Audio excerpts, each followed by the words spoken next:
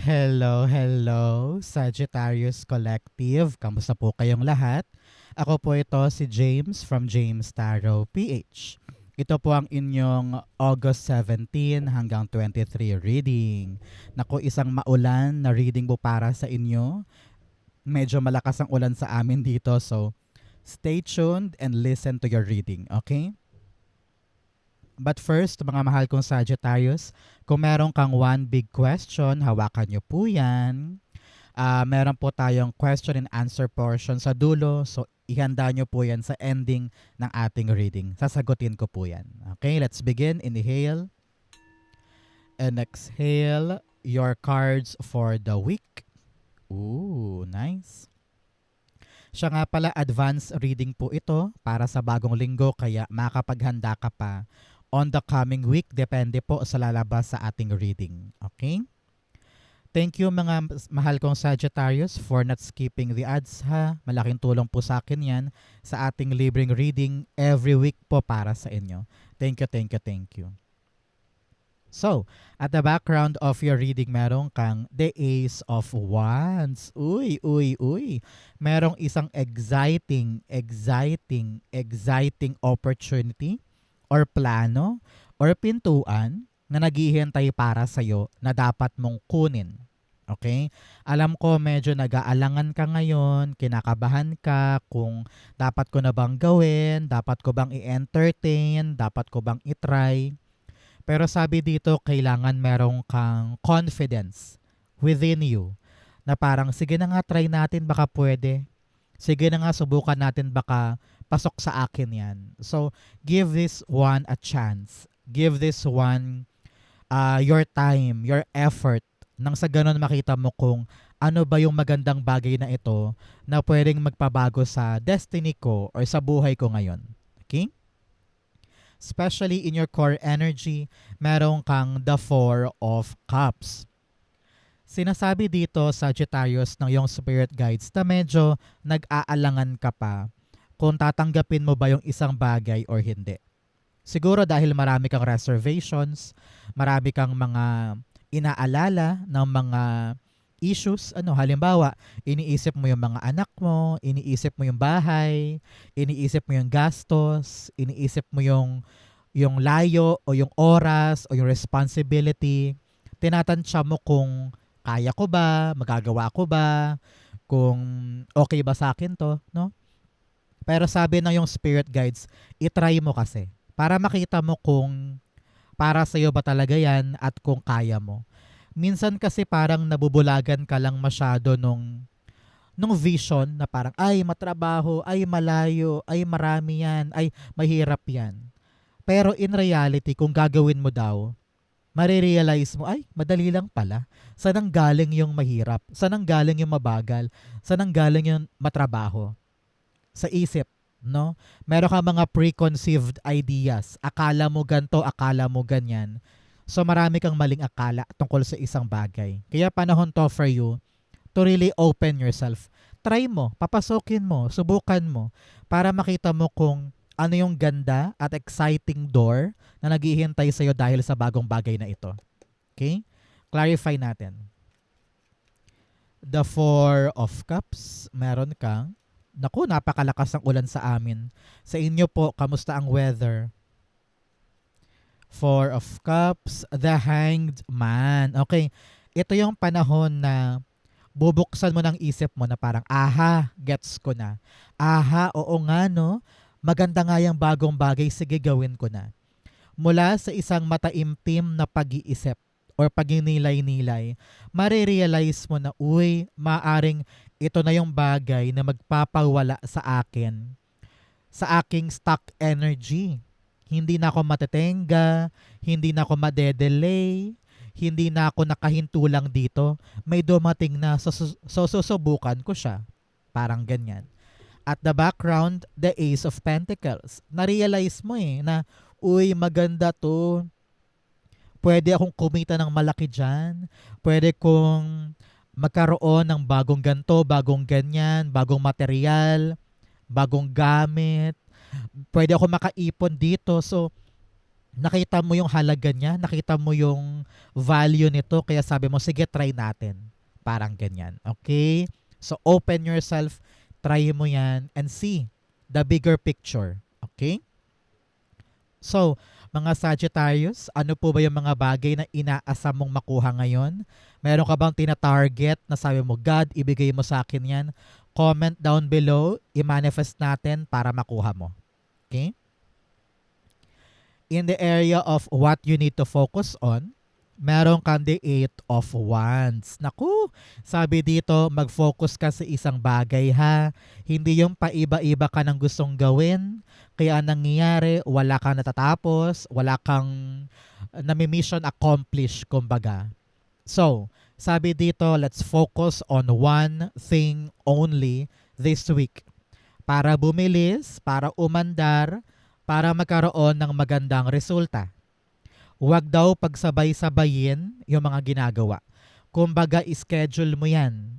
Hanapan mo ng paraan kung paano mo tututukan ng isa't isa nang hindi ka nag-overlap or hindi ka chaotic o gulong-gulo.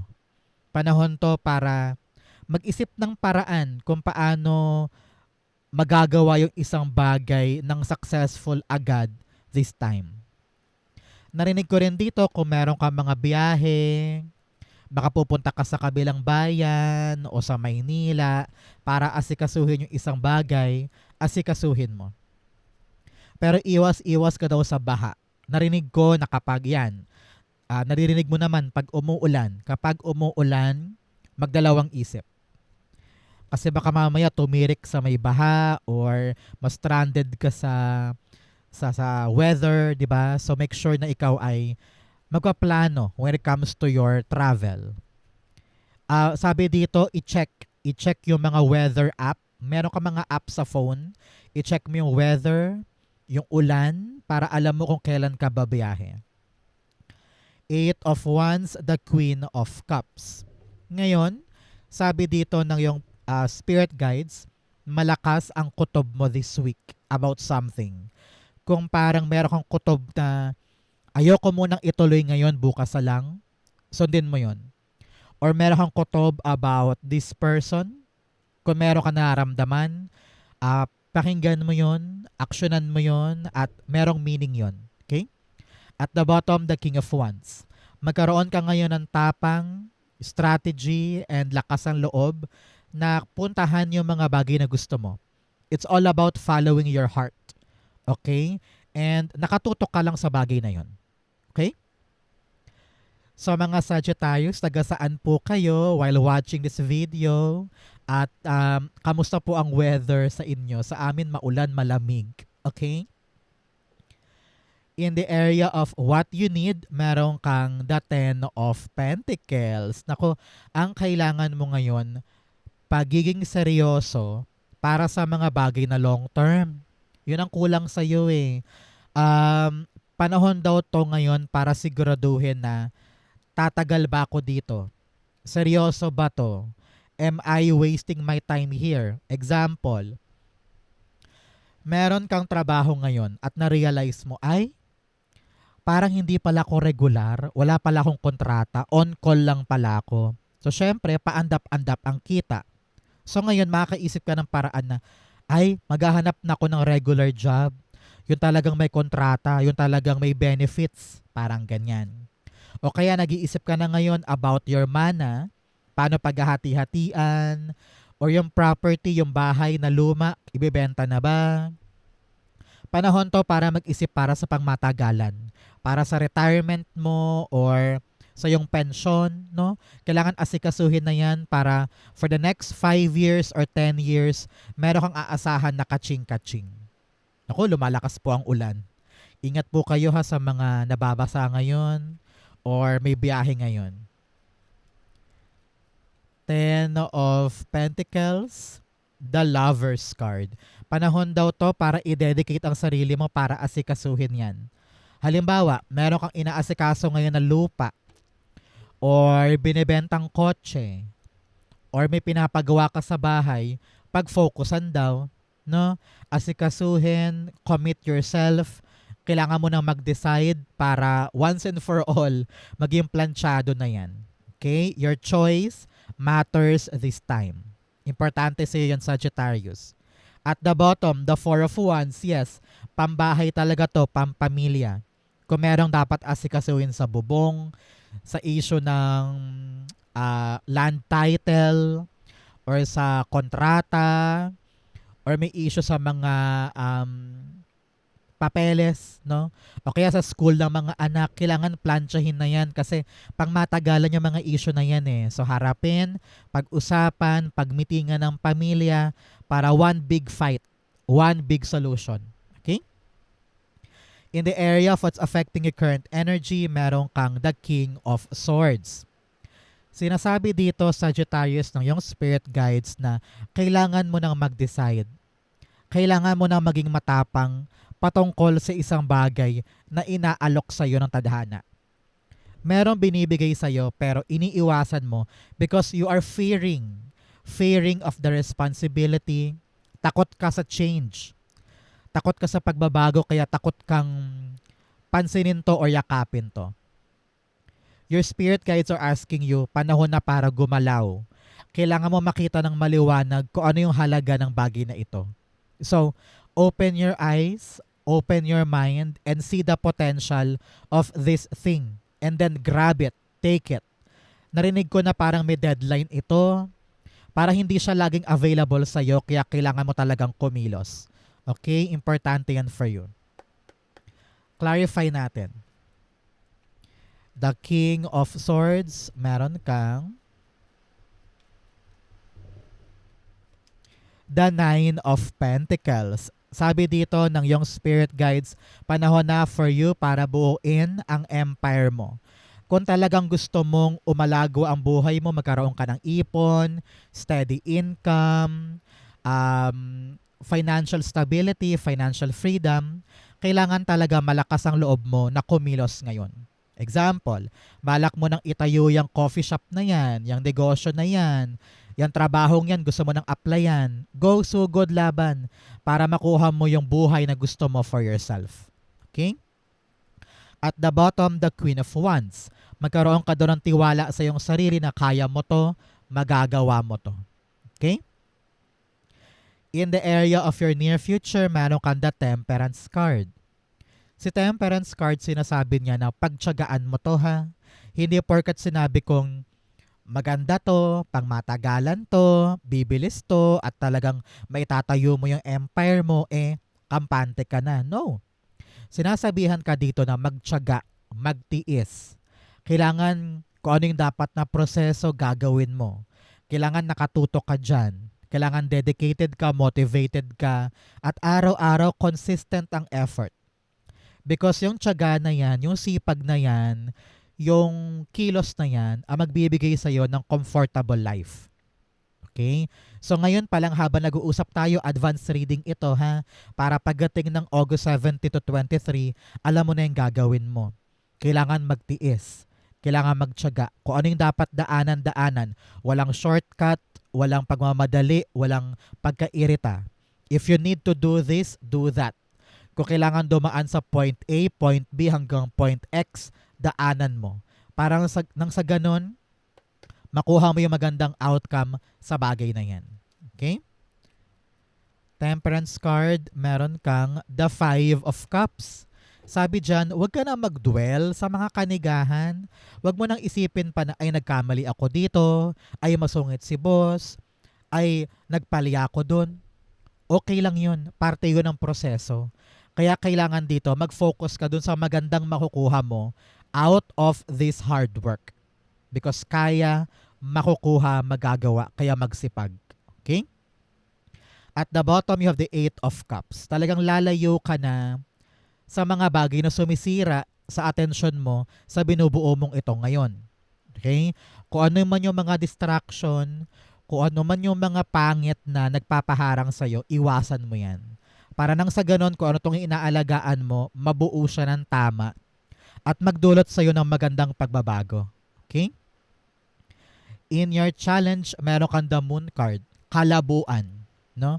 Feeling mo napakalabo, feeling mo parang walang kasagutan, walang papatunguhan, feeling mo hindi ko ata to kaya, napakadilim, no? Wala kang assurance, no?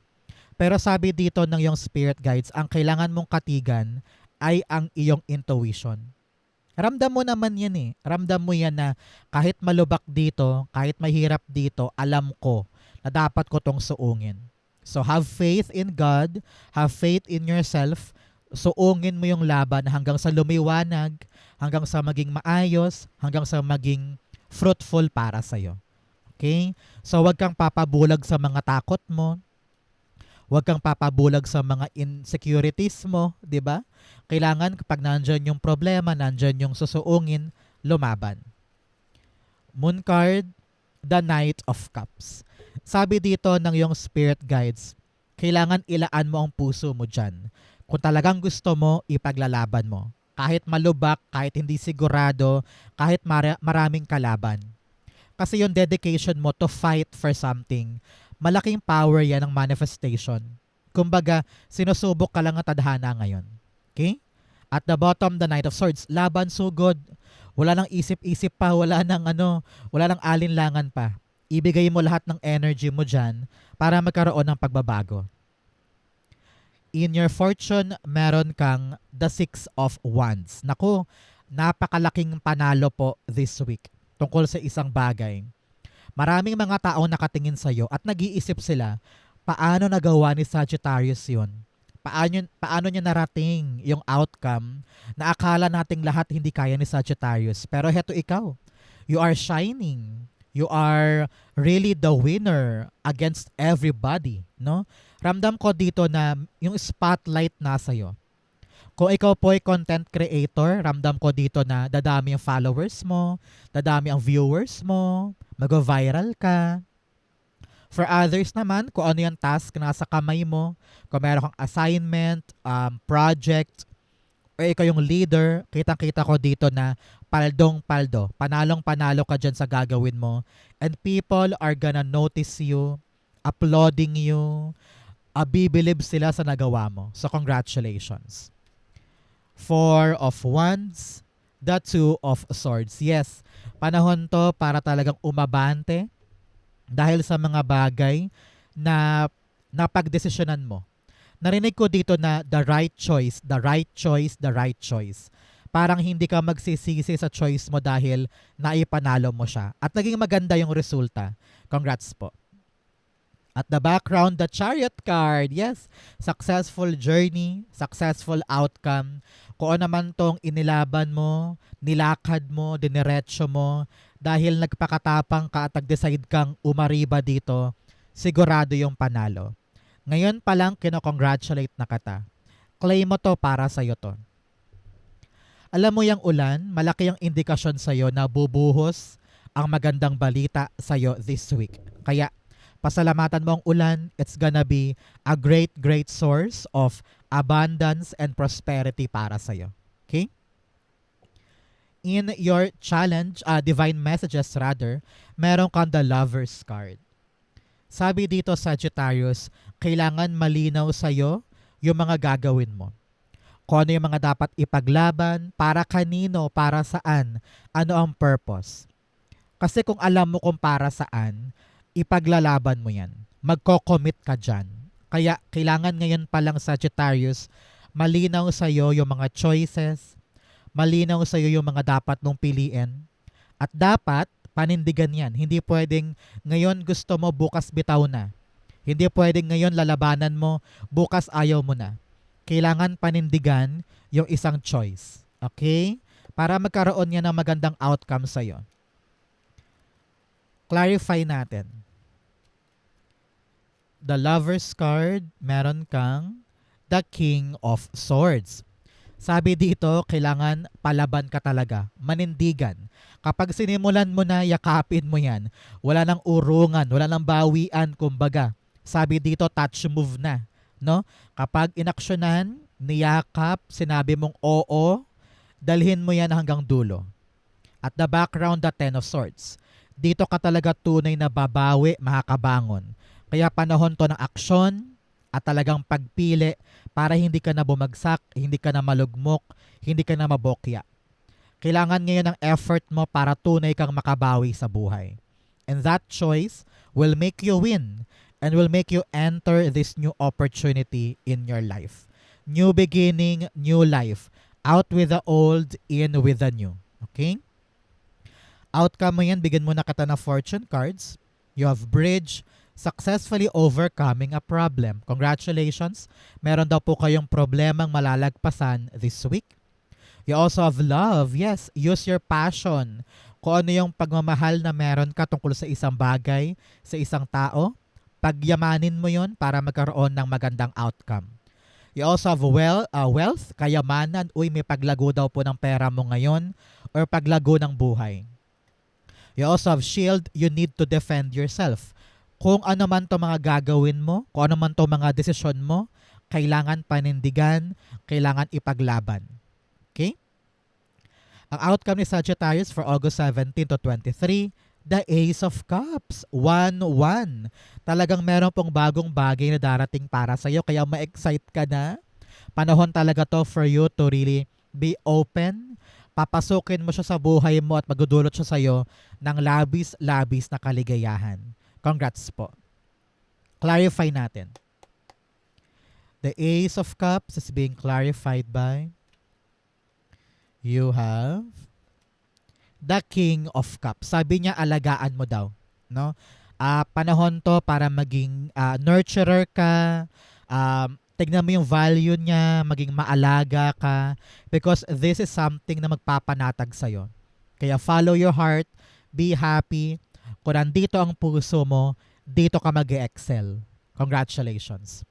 Sa mga naghahangad dyan ng bagong pag-ibig, nakita ko may dadapo na bagong tao na talagang maalaga, caring, loving. Ang kanyang love language ay yakap, act of service, ganyan.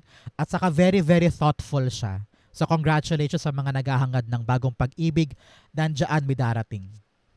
At the background, yes, Two of Cups. Meron talagang bagong connection, new soulmate match na talagang magpapatibok ng iyong puso. Congratulations. But for others na hindi naman love life ang darating, sabi dito, papasukin yung bagong biyaya, maging mahinahon, relax lang, huwag ka ma-overwhelm. At pag-usapan ninyo, kailangan magaling kang magpa-oo, magaling kang mag-persuade, magaling kang mag-convince para makuha mo yung outcome na yan from this person. Okay? Congratulations. Let's go na, Sagittarius, sa yung isang tanong, isang sagot. Pumikit ka na ngayon at isipin mo yung one big question mo. Inhale and exhale the answer to your question. You have, ayun, lumipad. The Three of Wands, the Seven of Cups, and the Knight of Cups. Beautiful. At the bottom, the Seven of Swords. Sabi dito, Sagittarius, kailangan mo ng kumilos mag-isa and kumilos ng tahimik lamang tungkol sa question mo. Hindi daw lahat ng tao dapat nakakaalam ng bagay na yan. Okay? Hindi daw lahat ng tao dapat nakikialam sa ginagawa mo. May darating sa yung offer, may darating sa yung magandang bagay na magpapalinaw ng yung destinasyon. Kapag dumating to, grab agad and tell yourself, this is my chance, this is my opportunity, I need to grab this. Kaya hindi pwedeng confuse ka, hindi pwedeng hindi mo alam, hindi pwedeng hindi ka sigurado. Alam mo yan ramdam mo yan Gustong gusto to ng puso mo, minanifest mo to. Kaya kapag dumating, kilos, hakbang para magkaroon siya ng magandang epekto sa'yo moving forward. If you're waiting for a yes or no, the answer is yes. Maganda to, darating na, magbubukas na yung pintuan para yakapin mo. Congrats, congrats, congrats. Sagittarius, ito po yung maulan na advance reading po para sa inyo for August 17 to 23.